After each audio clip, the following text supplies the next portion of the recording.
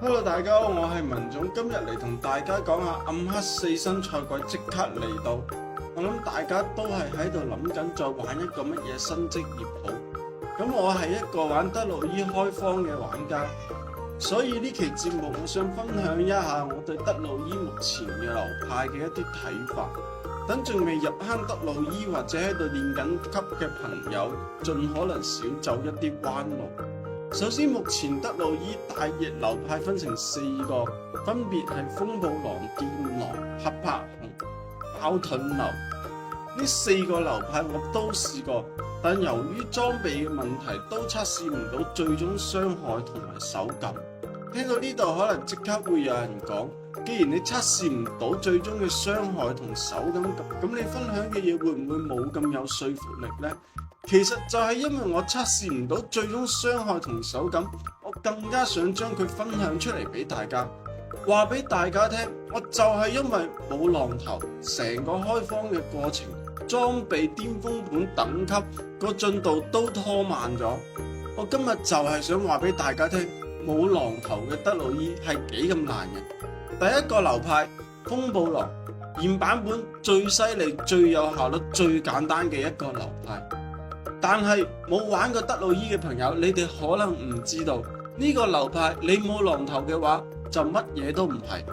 我就係一個好好嘅例子。下面我淨係講重點。浪頭其中一個主要嘅作用就係可以令你變相獲得無限靈力，配合恐狼精華，令你用灰熊狂怒呢一個技能就會變成狼人，然後配合浪頭嘅效果，令靈力消耗大幅降低。因為有咗狼頭嘅關係，所以德魯伊變成狼人嘅時候，就可以施放龍捲風或者閃電風暴等等一堆嘅風暴技能，再加上一啲核心精華同裝備嘅詞條，就可以令德魯伊無限維持呢一個狀態，獲得無限嘅靈力。睇到敵人大部分嘅時候都係撳住mouse嘅右鍵就可以噶啦，乜嘢都唔使理嘅。籠統嚟講，你隻角色嘅強度保底強咗 1.5 倍啦。呢個流派所有裝備同精華都好容易打出嚟，關鍵就係浪頭呢樣嘢，就睇你歐定飛啦。打到出嚟嘅可以即刻起飛，打唔到出嚟嘅就好似我咁咯。乜嘢流派都要試下，試完落嚟冇一個流派玩得舒服嘅，冇一個流派玩得順手嘅。點解咁樣講呢？繼續聽埋落去就知噶啦。第二個流派電狼，道理都係一樣，打低層嘅時候，電狼比風暴狼仲要簡單，全套電比風暴狼更加多嘅時候，撳住個 mouse 右鍵就得噶啦。打高層嘅時候，仲係風暴狼好好多嘅。第三個流派拍拍熊，我自己就玩得好攰啦，拍幾下佢就便秘啦。我睇見有大佬開發出唔便秘嘅拍拍熊，但係我自己見到嘅係打小怪多嘅時候唔便秘啫，打幾隻怪啊打 boss 嘅時候個便秘問題好鬼嚴重。跟住第4個流派爆盾流，超犀利嘅，輕鬆過100層啦。要玩趁早，我認為會被大幅削弱。爆盾流就係依靠一個大地壁壘嘅技能做輸出，佢係一個防禦技能，技能冇咗嗰一瞬間會對敵人造成超巨大嘅傷害。呢個防禦技能嘅傷害係比佢所有嘅輸出技能傷害都要高。